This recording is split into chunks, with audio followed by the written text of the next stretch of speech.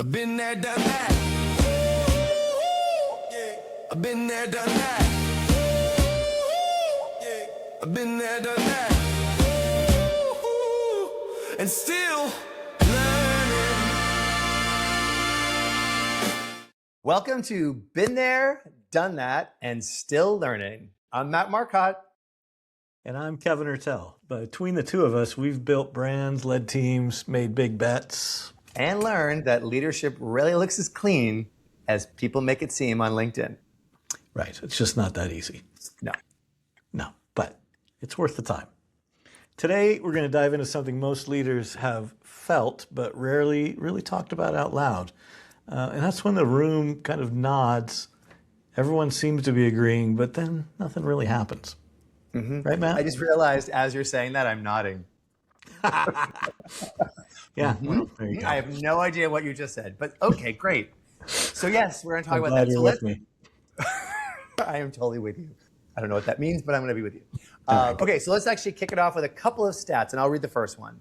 Okay. So according to Gallup, U.S. employee engagement fell to just 31% at the end of 2025, which is a 10-year low. So nothing like kicking this off with a really, really positive message, Kev. Oh, man. And you've got one that's actually just as bad. It's just as bad. Axios HQ did a survey called the State of Internal Communications, and they found that 44% of leaders believe their staff are fully on board with company goals, but only 14% of employees agree.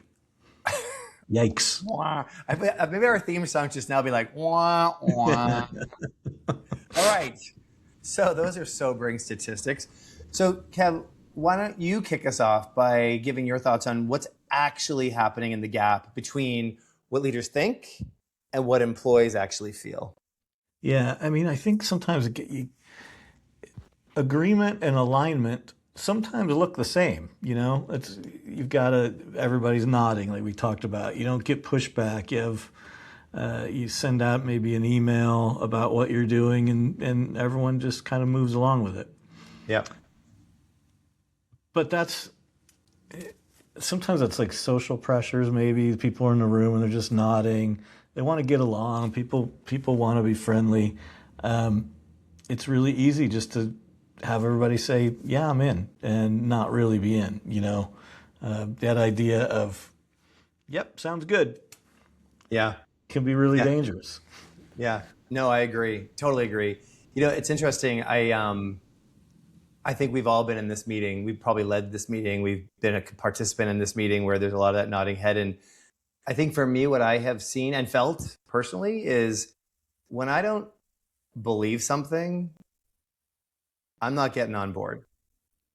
And so I think leaders, maybe myself included, think that execution is the challenge when actually it's belief that's the challenge.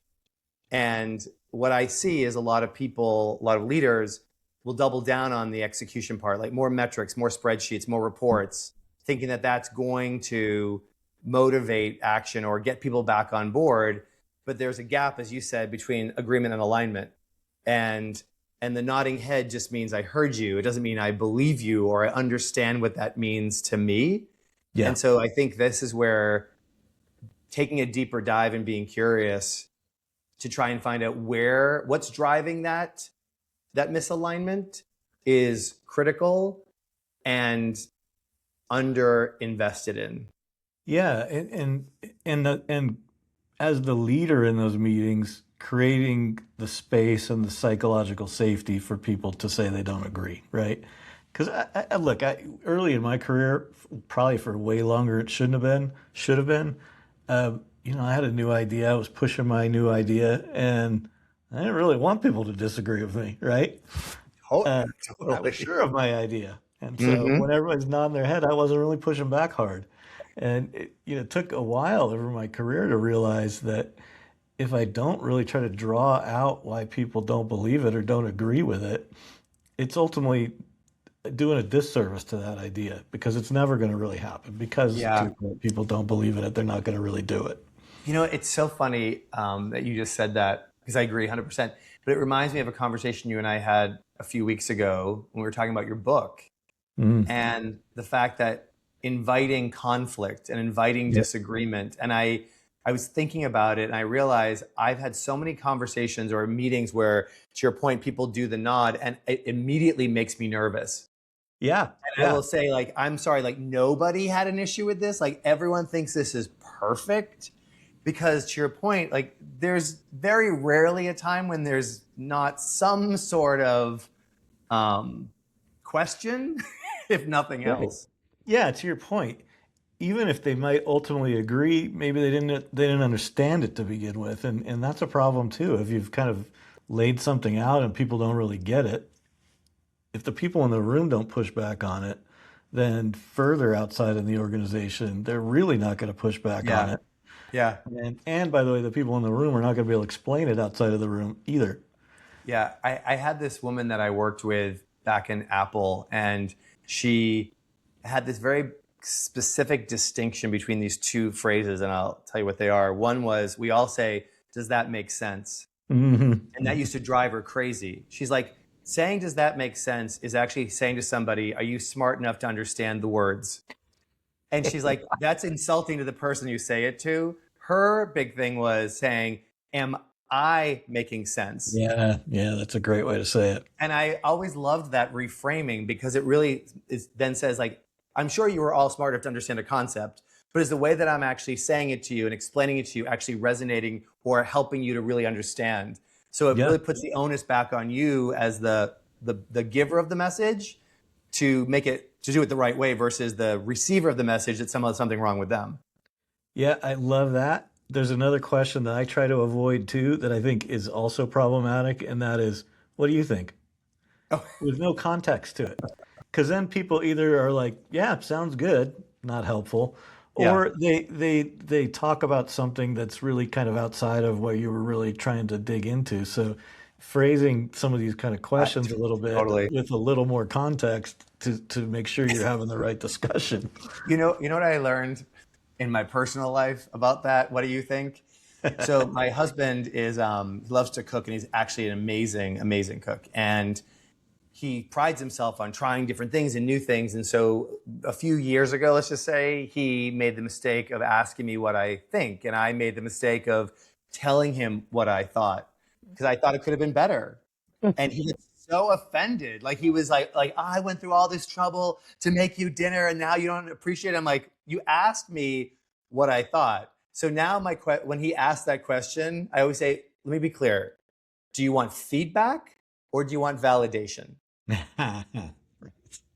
Because, right? So to your point, what do you think without any context is very dangerous, as I learned personally.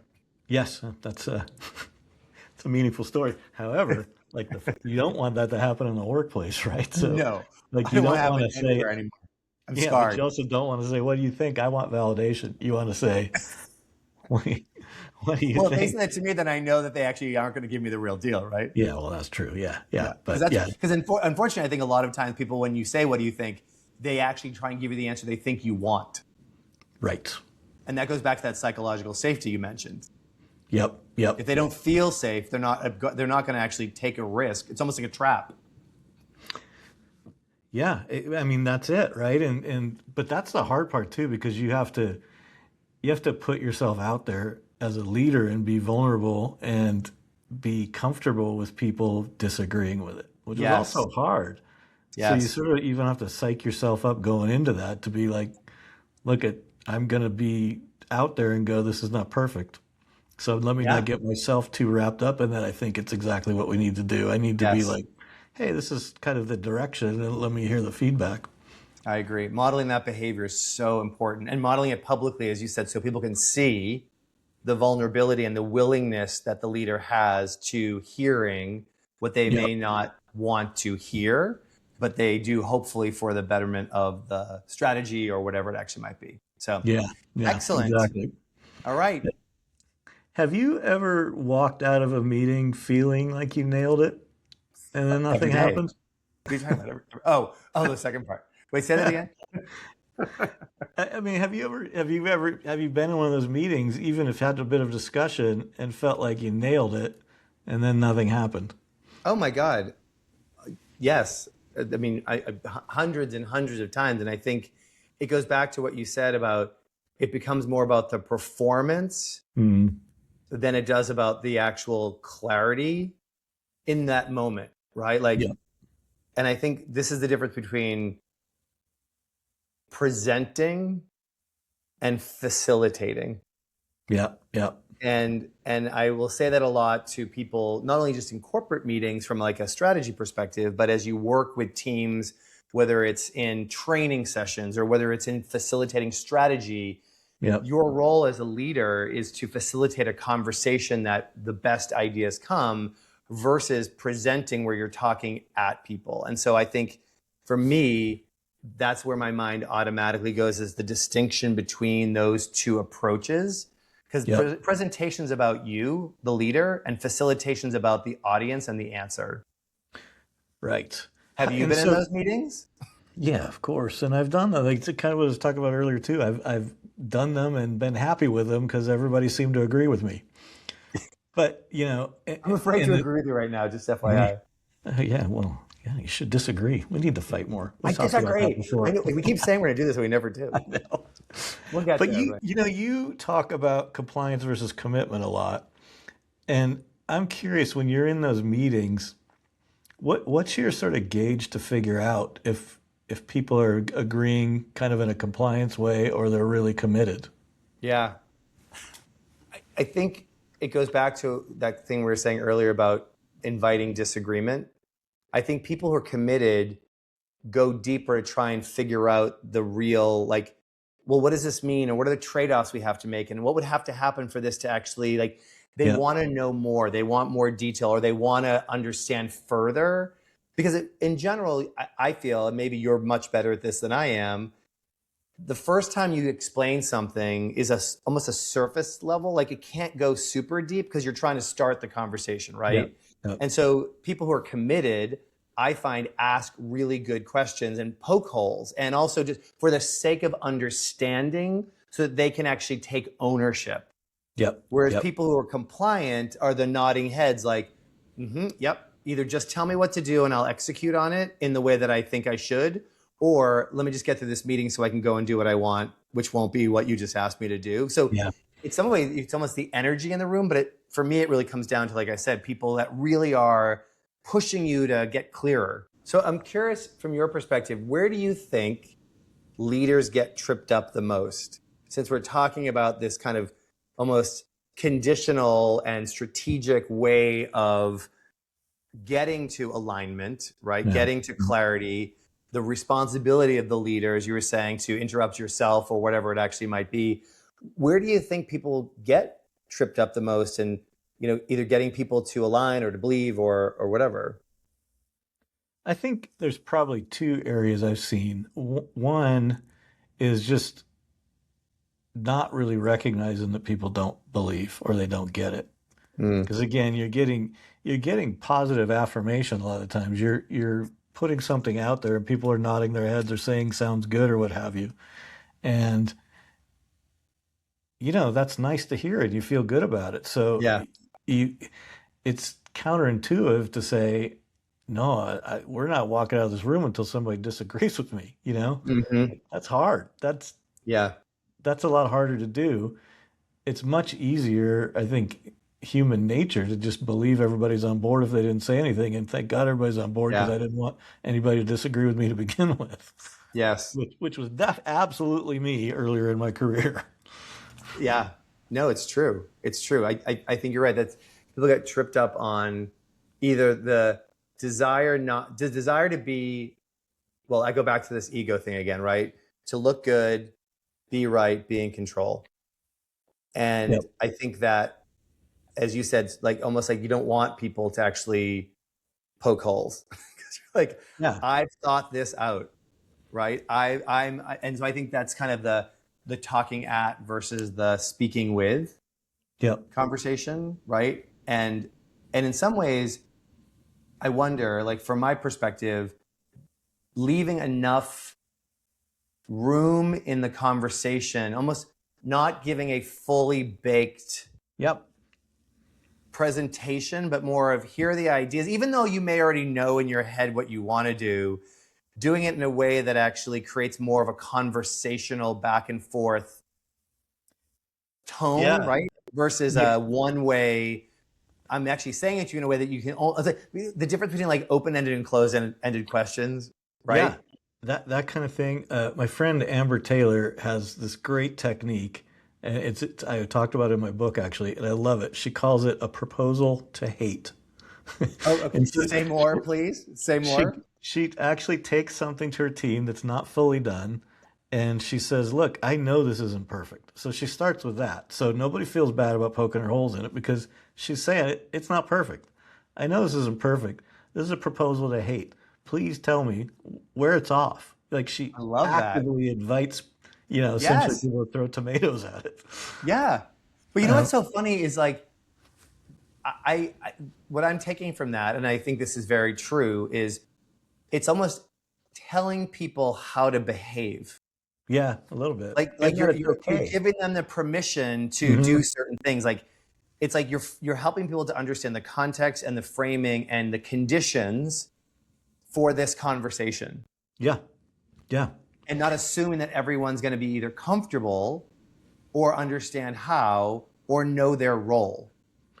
Yeah, and that's really important because just as humans, there's like a couple things that are like deep into us from evolutionary, whatever, prehistoric times. One, hierarchy, we respect hierarchy. So if it's hard to tell the leader that we disagree, even when they're telling us, I want you to disagree with me, it's still Yeah. hard. It's like doesn't feel natural at all. And then you're in this group of people, and you also have this sort of innate desire to get along with everybody in the group. A lot of humans have that because, again, like prehistoric times, your safety in your social group. Yeah. So you have to break these things that are actually like built into the DNA. Yeah. It's harder. Here, I have a question. Do you think that's as true for younger generations? I do. I think it's still human nature. I mean, it's in millions of years worth of nature, so I think it's still there. I mean, younger generations definitely have their packs and their social, constructs. I think I've definitely seen, younger generations more willing to ask hard questions of leadership. So maybe there's a little bit of a break there, but I don't think it's all the way there. At least in my experience, people Yeah. still just kind of get along and do I what they're think, told. I mean, if, from a research perspective, I think that younger generations are much more expectant and demanding of understanding the why Yeah. and the purpose and the Yeah. meaning, and they want co-creation. Yep. So I think it's probably even more incumbent for leaders to do what you and I are talking about, because I think older generations are more apt to just get in line Yep. and comply, Yep. but comply and do. Yep. Versus I think younger generations don't comply. They they take the parachute and they peace out. Yeah. Yeah. I think Whether that's it's true. peace out, actually peace out, or that quiet quitting that we love that phrase so much, Yeah. Yeah. right? Yeah. So I think you're right. I mean, we all have the same needs. How they're expressed might be different. Yep. Yep. I think that's right. Different generations, definitely different, and different cultures too. Yeah. I was just talking to someone this morning who's in Europe, and he was talking about he had been working for IKEA, actually a Swedish company, and now he's working for a German company, and he was just talking about the difference in culture too. Sweden, very much we're going to get along, consensus. German culture, we don't want to risk anything. Yep. So you, Yes. you sort Yep. of see, you have to, like, if you're globally and you're working with different people around the world, you also have to understand Yep. their culture. 100%. So true. Yeah. Yep. Love it. What's the one thing you've actually seen move the needle when a team is maybe checked out or not totally bought in? Yeah. I mean, I lived this at one of my companies.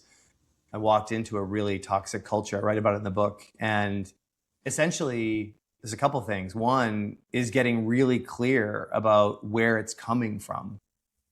And I think too many leaders see something happening and they make assumptions as to why it's happening. No. And whether those assumptions are based on past experience, existing paradigms, old tapes, or the lack of desire to get messy and go deep and really find out. they start solving for the thing in front of them, which is very rarely the real root cause of what someone is going through, right? So the being disconnected or disenfranchised or checked out, you have to go deep and ask the questions and be willing to listen to the answers and potentially be willing to take the hit if you've been part of creation of that disconnection. And I think once you have that, then I think it's really being super clear about what we're solving for.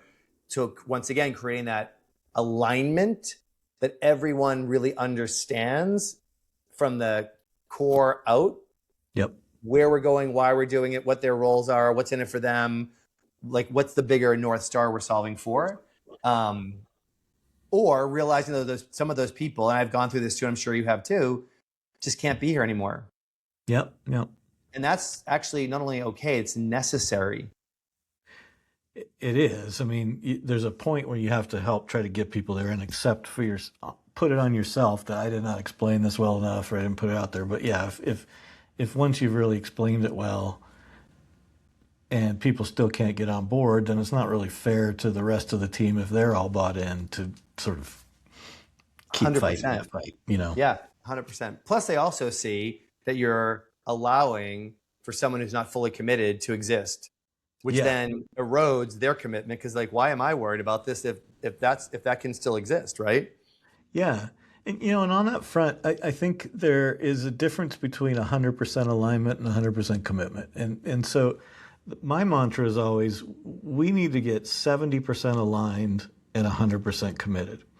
And by that, I don't mean 7 out of 10 people agree. I mean, everybody's got to be at least a 7 out of 10 if you're rating yourself, if you're there.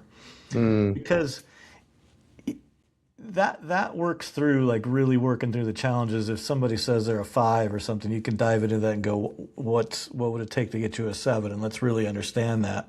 Because the people in the room are going to be representative of the people outside of the room. But there shouldn't be a belief that everybody has to be 100% aligned, because that's not realistic, number one. And everyone's going to have a slightly different view about how something's going to work in the future, but the future is unknown, you know, right? So at some point we have to say, look, we are bought in enough that we can go, I am going to commit 100%. Yeah. Because when you commit 100%, you really get this psychological benefit. You sort of eliminate second guessing now. You're like, okay, we've taken this path. We're not going to think about other paths anymore. We're going. And that takes away some anxiety, actually. You know, we're like, I don't have to keep rethinking about it. We're just going to go. Yes. Yeah. It gives you some resolve. You know, we're in this together. We're locking arms. We're going to go. And so to me, there's some value in that when you sort of almost give it almost as a release valve to people too, to say, look, we need you to commit, but you don't have to be 100% in on this. You don't have to convince us of every little thing, and we don't have to convince you, but we're going to lock in and go. Yeah. Yeah. But it's interesting. I feel like that's possible when people believe in the bigger idea. Yeah. I think if people are stuck arguing the point, and that's where the hill they're dying on, then I think it gets harder to move past the need for agreement to get to commitment. But if people are actually saying, we are actually all aligned and committed to the bigger idea, which means that I'm not fighting every battle, and I'm willing to actually be part of it, right? Is actually where people can get past certain things. And, you know, there's that work that we've talked about before, that, you know, that Patrick Lencioni work, where I think he really does a great job of explaining, you know, this idea of conflict, and that people don't need to have their ideas be the idea. They just have to be heard. And then to your point, once they're heard, they can move past things. Even if they don't 100% agree with it, like to your point, like it's okay. But for the greater good, they're like, yep, as you said, I'm committed. Yeah. And there's a psychological term for that. It's called procedural justice. Wasn't that also an SVU? Isn't Mariska Hargitay on that show? Yeah, probably, yes. I think I saw that last week, actually. Yeah. Or Judge Judy, one of the two. Yeah. Procedural justice. Say more. Procedural justice. That's what they call it, but which doesn't make any sense to what it actually is, I guess. But that's what they call it. But it is exactly that. That we, once we feel like we've truly been heard, we can get on board with lots of things, even if we don't fully agree with it. I love that. And so it's valuable. But that goes back to our earlier discussion. Like, we have to really draw that out of people and make sure that we are open to whatever they have to say, Yes. and we're truly interested in it, and we truly will change how we're thinking about it if people convince us. You know, there's a quote, and then we'll move on to our field stories. There's a quote that I love and I've used for years, which is, the challenges of leadership are emotional and conversational, not rational and tactical. And the idea of what you said, to get people to share, to get people to understand, to listen, to talk, to kind of have an interchange of ideas to get to this place of alignment and commitment, takes that. And I think it goes back to that, like, we manage process, we lead people, and we try to manage people. And that flies in the face of every single thing we're talking about, because people aren't spreadsheets. People are complex and emotional and all those things. I think I had a time a long time ago, early in my career, where I was announcing a new strategy to the team, and I would put a big thing on the wall, what it was, and talking through it. It was kind of the same thing. Heads were nodding, but someone was like, "Yeah, I don't believe that, and it doesn't happen every day in our business." And it caught me off guard. It was, again, early in my career, and Yeah. I didn't handle that very well, to be honest. It haunted me for years. I actually reached out to that guy years later to be like, sorry, that wasn't good how I did that. But the reality was, he was representing the team, and me and the leadership team did not see that people weren't buying in on that. So I am, in hindsight, super thankful for that. And in the future, first of all, I would not put anything on the wall until I had talked to people about it. And right. And try to get a better feel for it. But yeah, that was a moment where I think it was a big miss that that stuck with me for sure. So I learned something. It's so crazy. But isn't it funny? It's like, being challenged is harder when you're younger sometimes. Like when you have that confidence that that's actually part of the job, right? But at the time, it does not feel like part of the job. It feels like a complete and total, like, insubordination. Yeah, it was tough, but a valuable lesson, A valuable lesson. Yeah. Which of those questions would you take? I think, was something was missing. The team felt it, probably the same question.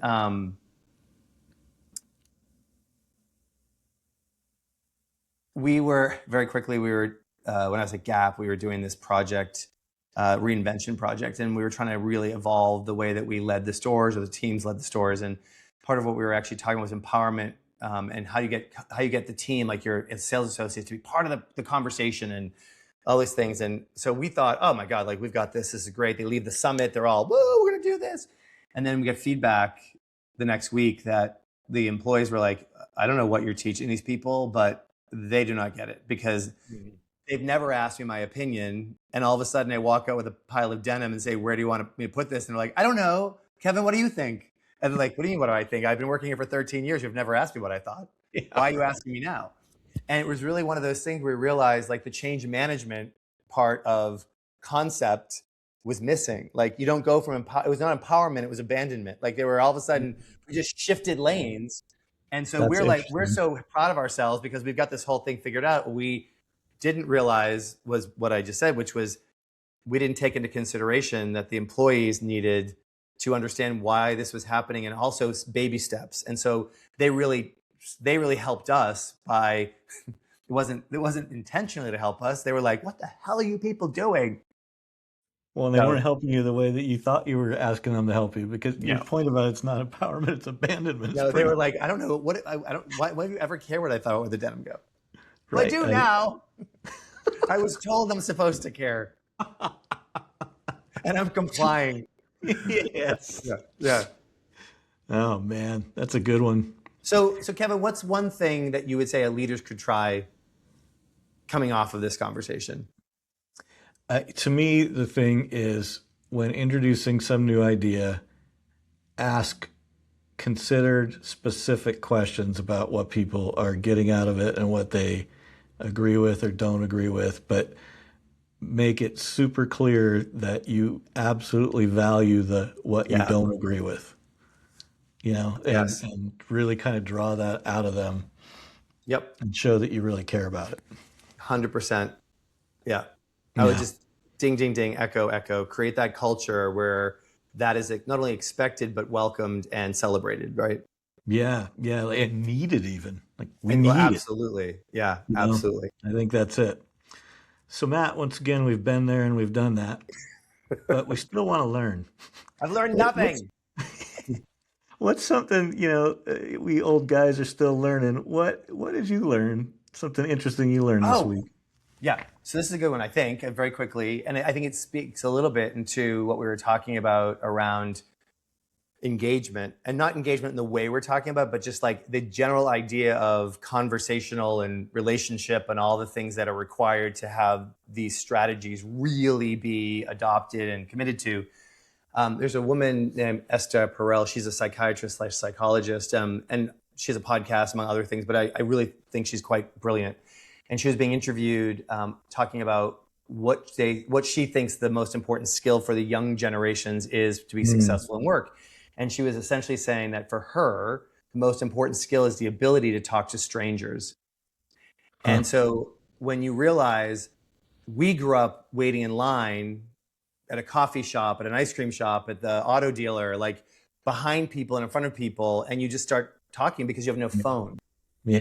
And everyone's in silos. There's no need to actually have to engage with anyone that you don't know already.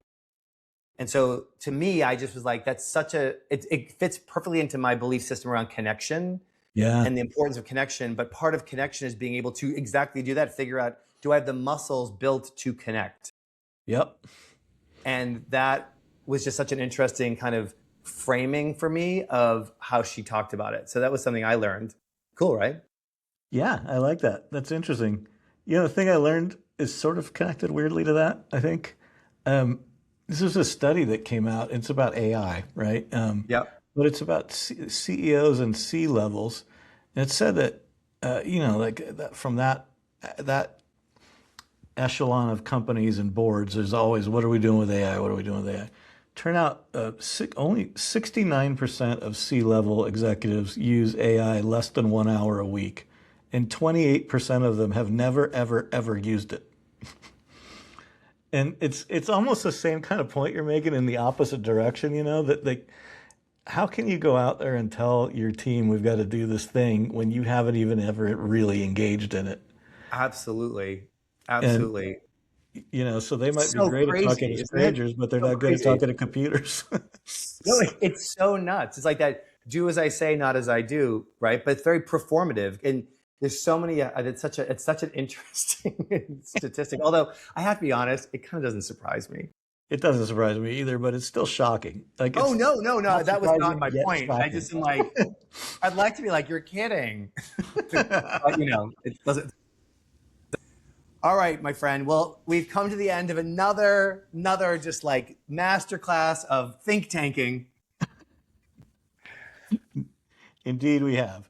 It's been great talking to you today again, Matt. I hope everyone has enjoyed the conversation as well. And if you did, I hope you'll, like and subscribe and click the buttons and what have you. They're somewhere. They're somewhere. Buttons are somewhere. Yeah, and also, let us know if there's a topic that you would love for us to sort of engage on.